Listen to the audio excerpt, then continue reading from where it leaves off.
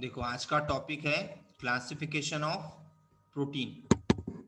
ठीक है, specially for 11th and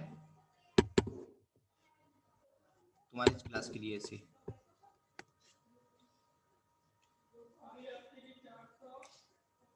classification of protein देखेंगे बेटा आज।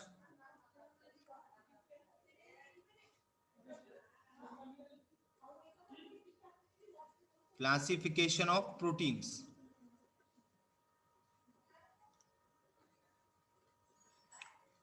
अब देखो, सबसे पहले जो प्रोटीन है, प्रोटीन को 3 हिस्सों में डिवाइड किया गया, मतलब 3 इसमें उसको क्लासिफाई किया गया।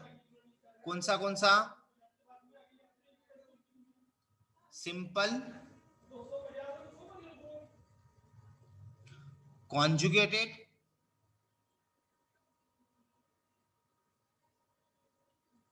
सॉरी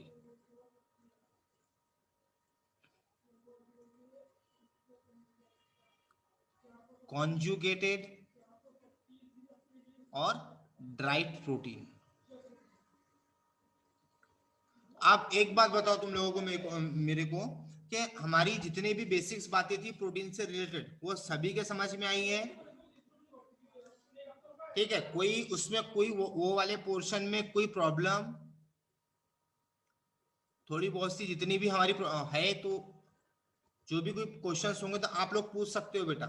कोई प्रॉब्लम्स है उसमें? ईशा, श्रावणी, बुशरा?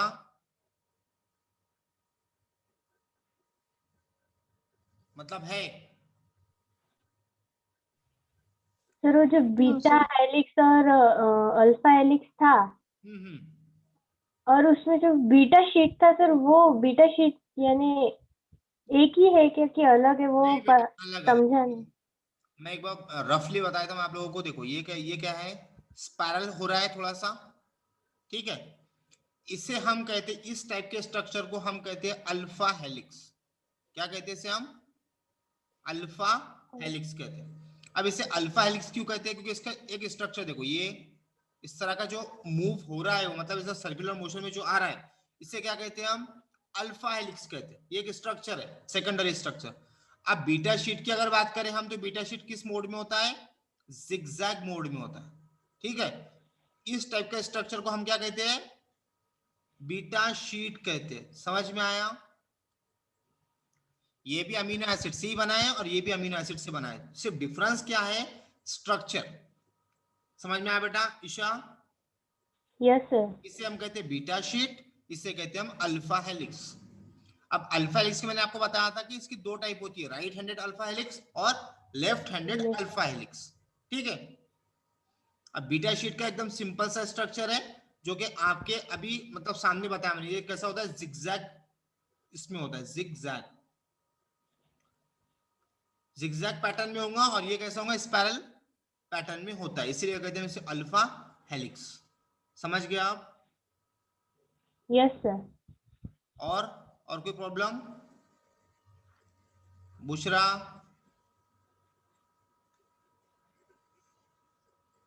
श्रावणी, कैमरा ऑन कर बेटा बुशरा।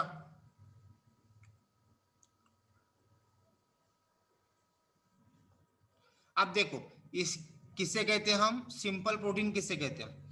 जब भी हम कोई प्रोटीन को, ये सपोज ये कर लो कि प्रोटीन है, ठीक है, जब ये प्रोटीन को हम क्या करेंगे? हाइड्रोलाइज करेंगे। हाइड्रोलाइज मींस जब उसे हम ब्रेक डाउन करेंगे, हाइड्रोलिसिस करेंगे उसका हम, तब हमको क्या मिलेंगे? सिर्फ और सिर्फ अमाइनो एसिड मिलेंगे। क्या मिलेंगे? अमाइनो एसिड मिलेंगे। समझ में आया इतना? जब हम प्रोटीन को हाइड्रोलाइज करेंगे, कोई भी प्रोटीन है, सपोज ये प्रोटीन बताया मैंने आपको, कि जब इसको हम हाइड्रोलाइज करते हैं तब हमको क्या मिलेगा? सिर्फ उससे only we get the amino acid. समझ में आया? यस। तो इस टाइप के प्रोटीन को हम कौन सा प्रोटीन कहते हैं? सिंपल प्रोटीन कहते हैं। सिंपली, शॉर्टली आप लोगों को ये बात समझ आ गई? Yes. These are soluble in a one or more solvent। और दूसरी इसका कैरेक्टर ये होता है कि ये एक और एक से ज्यादा सॉल्वेंट में सॉल्यूबल होता है। मतलब कोई भी एक सॉल्वेंट लेकर आ जाओ, उसमें इसको सॉल्यूबल करो, ये इजीली क्या हो जाएगा, सॉल्यूबल हो जाएगा। मतलब उसमें क्या हो जाएगा, सॉल्यूबल हो जाएगा। समझ में आया, डिसॉल्व हो जाएगा in short. Yes sir. Simple protein में बी सॉल्यूबल इन वाटर, और सिंपल प्रोटीन ऐसे भी प्रोटीन होते हैं जो आपके वाटर में भी क्या हो सकते हैं, वो सॉल्यूबल हो सकते हैं, may be soluble in a water. समझ में आया। Yes. Histone and nucleoprotein, histone of nucleoprotein are soluble in water. अब देखो बेटा, इसके एग्जांपल ही समझ लो, जिसे हम कहते हैं हिस्टोन। हिस्टोन क्या है, एक न्यूक्लियो प्रोटीन है। न्यूक्लियो प्रोटीन मीन्स हमारे न्यूक्लियस के अंदर पाया जाता है, जिसके ऊपर हमारा डीएनए रैप होता है, और वो हमारा क्या फॉर्म करता है, क्रोमोसोम फॉर्म करता है। तो उसे हम क्या कहते हैं, न्यूक्लियो प्रोटीन कहते हैं। तो ये जो आपका हिस्टोन है, हिस्टोन आपके वाटर के अंदर क्या है, सोल्यूबल है।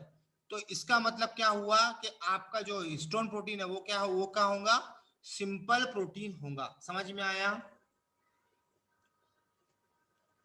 Yes, sir. Globular protein, globular molecule of a histone are conjugated by heat. Albumin are also soluble in water, but they get a conjugated on the heating. अब देखो बेटा, जितने ग्लोबुलर मॉलिक्यूल्स आते हैं हिस्टोन के, वो conjugated नहीं हो पाते हीट देने पर। मतलब हमने सपोज कोई एक हमने हिस्टोन लिया, हिस्टोन को उसमें मतलब सॉल्यूबल किया, बाद में उसको हीट किए, तो वो वापस से जिस तरह का स्ट्रक्चर था वो उस तरह के स्ट्रक्चर में नहीं गए। मगर वहां पर एक प्रोटीन होता है जिसका नाम है अल्ब्यूमिन। क्या नाम है उसका, अल्ब्यूमिन एक प्रोटीन है जो कि इसको, ये भी क्या है, अल्ब्यूमिन भी क्या है, आपके वाटर में सॉल्यूबल है, वाटर में इजीली सॉल्यूबल हो सकता है। मगर जैसे ही हम इसे हीट करते हैं तब वो वापस आपके कॉन्जुगेटेड स्ट्रक्चर में आता है, दैट इज अल्ब्यूमिन। समझ में आया। Yes.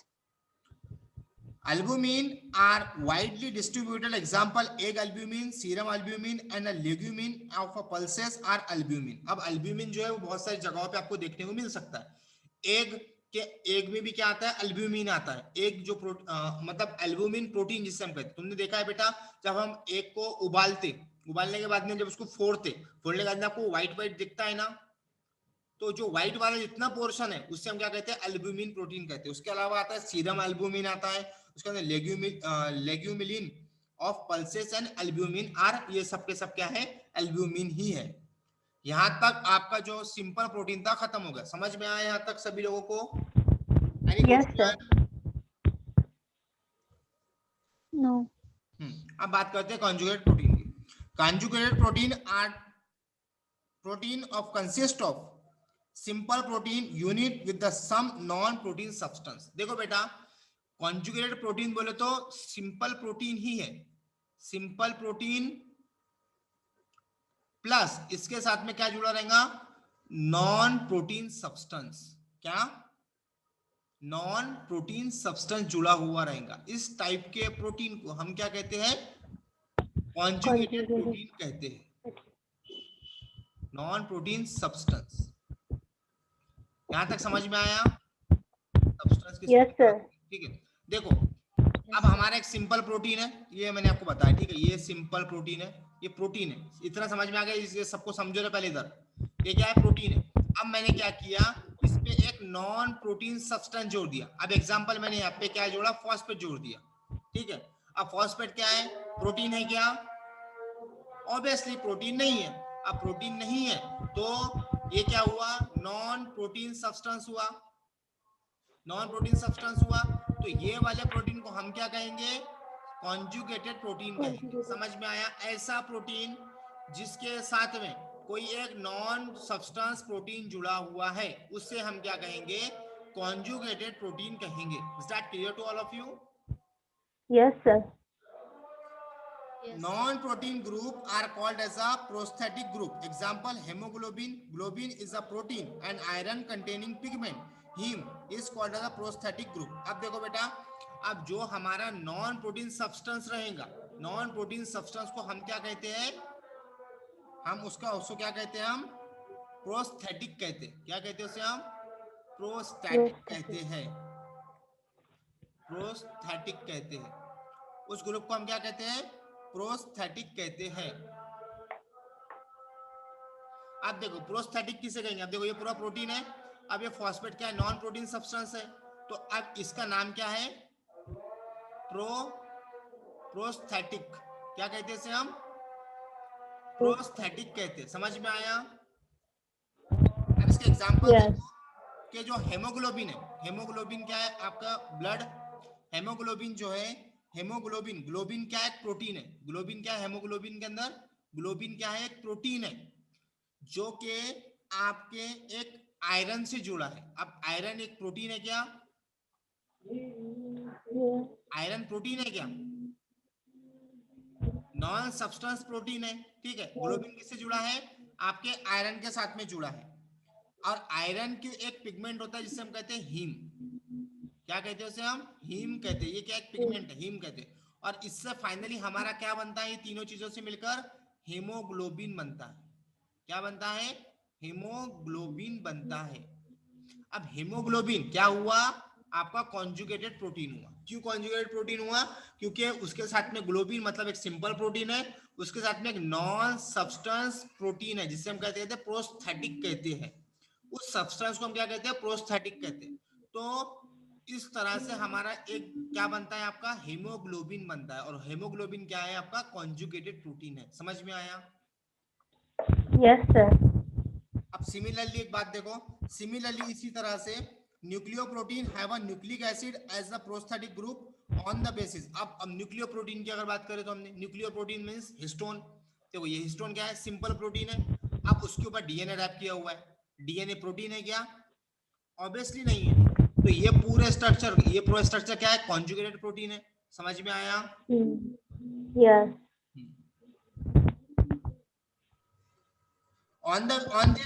On this basis the protein are classified as a glycoprotein and a mucoprotein। और इसी के बेसिस पर हम इसको क्लासिफाई कर सकते हैं कि ग्लाइकोप्रोटीन, और उसके अलावा आता है आपका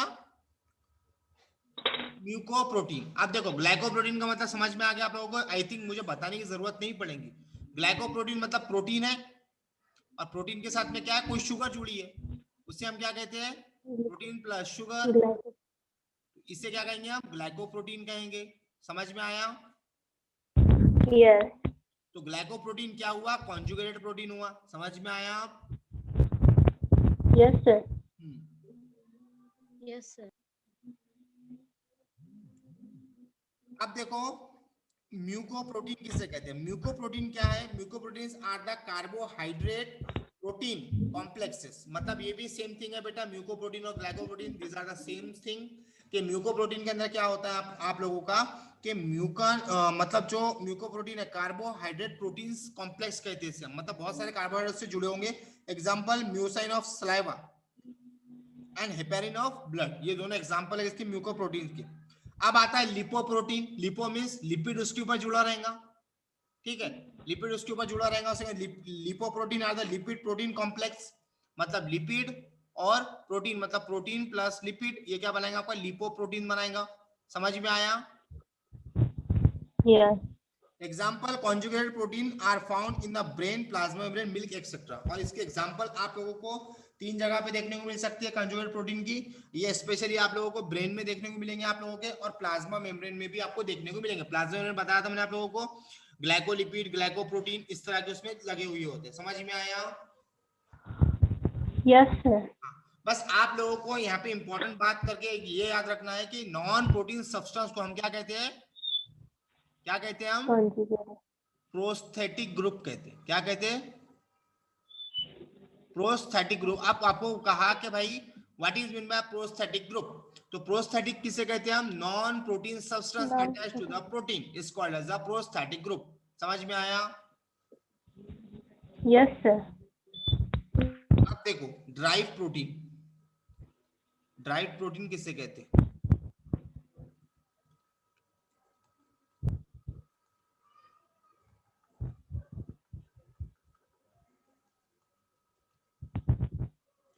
ड्राइव प्रोटीन किसे कहते हैं हम? These are protein are not found in the nature as such। ये नेचर में आप लोगों को देखने को नहीं मिलते हैं, ये फाउंड नहीं होते। These protein are derived from the native protein। Molecule on the hydrolysis. अब देखो बेटा कि ये आप लोगों को कहाँ देखने को, कहाँ से मिलेंगे ड्राई प्रोटीन, कि आप लोगों ने कोई एक प्रोटीन था, प्रोटीन को क्या किया, ब्रेक डाउन किया, ब्रेक डाउन करने के बाद में आप लोगों को दो प्रोटीन मिले, मतलब इसको एक प्रोटीन को आपने हाफ में से तोड़ दिया, तो ये जो दो प्रोटीन होंगे, ये दो प्रोटीन क्या होंगे आप लोगों के, ड्राई प्रोटीन होंगे। इसे क्या कहेंगे हम, ड्राई प्रोटीन कहेंगे। समझ में आया? ये आप लोगों को नेचर में कहीं देखने को नहीं मिलते हैं। ये आपको कोई एक दूसरा ग्रुप है, दूसरा कोई प्रोटीन है, उसको ब्रेक डाउन किया, उसका हाइड्रोलाइसिस किया, तो आप लोगों को मिल गए। इसे क्या कहते हैं हम, हाइड्रो, मतलब उसे क्या कहते हैं हम, ड्राई प्रोटीन कहते हैं। समझ में आया बेटा? Yes sir. Yes. Meta protein, peptone are the dry protein. इसके एग्जांपल है बेटा, यहाँ पे एग्जांपल आप ये समझ लो, meta protein are the example of dry protein, और उसके बाद में आता है आपका peptone. Peptones are dry proteins. समझ में आ गया? Yes, sir. Yes sir. Yes.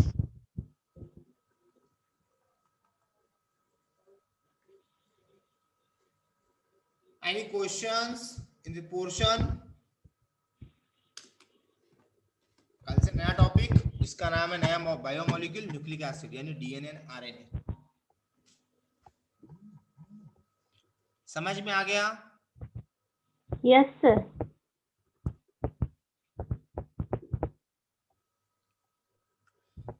कल क्लास इसलिए इस वजह से भी नहीं हुई कि कल मुझे अमरावती जाना पड़ा 7 बजे के बाद, क्योंकि वहां पे कल एक मेरा फ्रेंड है, फ्रेंड की क्लास है, उस क्लास का नाम है, 2 सेकंड,